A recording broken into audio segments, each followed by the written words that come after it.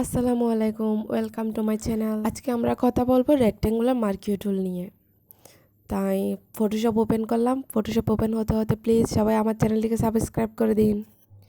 Rectangular মার্কিউ টুলের মধ্যে দেখুন 4টি পার্ট আছে। কোন রেক্ট্যাঙ্গুলার মার্কিউ টুল, সেকেন্ড ইলিপ্টিক্যাল মার্কিউ টুল, থার্ড সিঙ্গেল রো মার্কিউ টুল, ফোর্থ সিঙ্গেল কলাম মার্কিউ টুল। উপরে দেখুন কিছু সিলেকশন টুলের অপশন রয়েছে। প্রথমের অপশনটিকে বলা হয় নিউ সিলেকশন, যেটা দিয়ে একটা সিলেকশনের কাজ করবে। আচ্ছা, তবে এটা একটা লেয়ার নিয়ে না হলে কিন্তু মুভ করা যাবে না।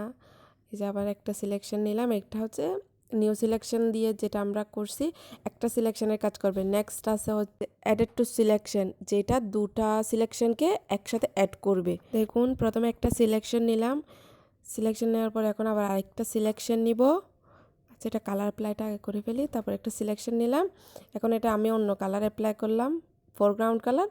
দুইটা একসাথে অ্যাড হওয়াতে মানে লাস্টে যে কালারটা অ্যাপ্লাই করলাম সেটাই অ্যাড হয়ে গেছে দুটাতেই। থার্ড অপশনটাকে বলে সাবস্ট্রাক্ট ফ্রম সিলেকশন টুলটাও এই যে দুইটা সিলেকশনের মধ্যে কাজ করবে। এটা হচ্ছে একটা সিলেকশনের উপর যখন অন্য আরেকটি সিলেকশনের কিছু অংশ পড়বে, সেই কিছু অংশ সহ সেকেন্ড সিলেকশনটা পুরোটাই বাদ পড়ে যাবে। এই যে দেখুন প্রথমে একটা নিলাম, তারপরে আরেকটা নিলাম। যখন কালার অ্যাপ্লাই করছি, যেটার উপর পড়ছে ওই কালারটার যেটা অ্যাপ্লাই করছি কালারটা আলাদা হয়ে গেছে। দেখুন মানে যে অংশটা পড়ছে পুরোটাই চলে গেছে। এবং শেষ অপশনটাকে বলা হয় ইন্টারসেক্ট উইথ সিলেকশন, যেটা শুধু অনলি কমন এরিয়া নিয়ে কাজ করবে। মানে দুইটা সিলেকশনের মধ্যে যে সিলেকশনটার মধ্যে কমন, মানে দুইটা সিলেকশনের মধ্যে যে অংশটা কমন ওই অংশটা নিয়ে শুধুমাত্র কাজ করবে। ওয়েট, একটা সিলেকশন নিলাম, তারপর হচ্ছে একটা কালার অ্যাপ্লাই করছি, দেন আরেকটা সিলেকশন নিলাম, আরেকটা সিলেকশনের মধ্যে আমি ফোরগ্রাউন্ড কালারটা অ্যাপ্লাই করছি। ফোরগ্রাউন্ড কালারের অপশনটা হচ্ছে আমার মূলত main option, main area. So এটা আলাদা হয়ে গেছে, দেখছেন কালারটা চেঞ্জ, সো মানে ডিভাইড হয়ে গেছে। এরপর আমরা দেখবো যে সেকেন্ড অপশন ইলিপ্টিক্যাল মার্কিউ টুল। এটা হচ্ছে রাউন্ড শেপ নিয়ে কাজ করে। এটা এটা দেখুন আমি কালার অ্যাপ্লাই করবো, কালার অ্যাপ্লাই করছি। এটা আমি জাস্ট একটা মাউসের রাইট বাটনটা ক্লিক করে টেনে একটা রাউন্ড শেপ ক্রিয়েট করছি। কিন্তু এখন যদি আমি শিফট প্লাস মাউসের রাইট বাটনটা ক্লিক করে একটা এই যে সার্কেলটা ক্রিয়েট করি, তখন হবে একটা চতুর্পাশে একদম সমান একটা সুন্দর রাউন্ড শেপ আসবে। এই যে দেখুন আমি এটা বড় করতেছি, ছোটো করতেছি, কিন্তু কোনো কিছুই হচ্ছে না, মানে চারপাশে সমান করে একদম ক্রিয়েট হচ্ছে। এরপর এটাতে কালারটা অ্যাপ্লাই করে দিই। কালার অ্যাপ্লাই না করলে কিছু বোঝা যাবে না। আমরা দেখাবো উপরে ফেদার যে একটা অপশান আছে, ওটার ফেদার যখন 0 পিক্সেল থাকবে তখন হচ্ছে কালারটা যে রাউন্ডের শেপে কালারটা হচ্ছে সলিড হিসেবে কাজ করবে। ফেদারটা একটু বাড়িয়ে যখন আমি 10 পিক্সেল করে দিলাম, তখন সার্কেলটা যখন আমি ক্রিয়েট করবো তখন একটু সফট হয়ে যাবে।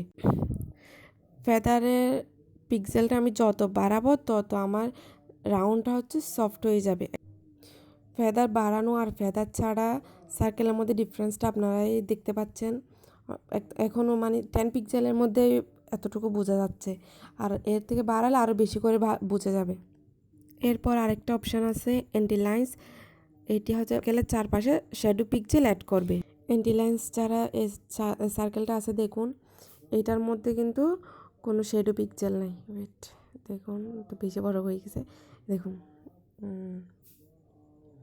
হয়ে গেছে। এই যে দেখুন এটাতে কোনো শ্যাডো অ্যান্টি লাইন্স অ্যাড করা ছিল না, বলতে এটা খাঁচ কাটা আছে আড়ার মতো টাইপের।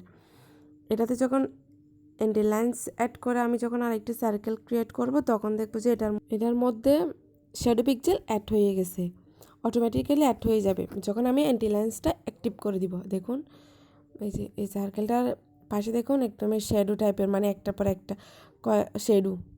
যেটা আগেরটা কিন্তু আগেরটা এই যে দেখুন আগেরটার মধ্যে একদম হার্ডলিভাবে এটা কাটা টাইপের আছে, কিন্তু নেক্সট যে অ্যান্টি লাইন্স অ্যাড করে আমি যে সার্কেলটা ক্রিয়েট করছি ওটার মধ্যে হচ্ছে শ্যাডো পিক্সেল অ্যাড হয়ে গেছে। এটা একটু সফট স্টাইল আছে, এটা আমি নর্মালে রেখে দিচ্ছি আপাতত। তারপর এগুলোকে সব ডিলিট করি। এখন আমি আপনাদেরকে দেখাবো সিঙ্গেল রো মার্কিউ টুল।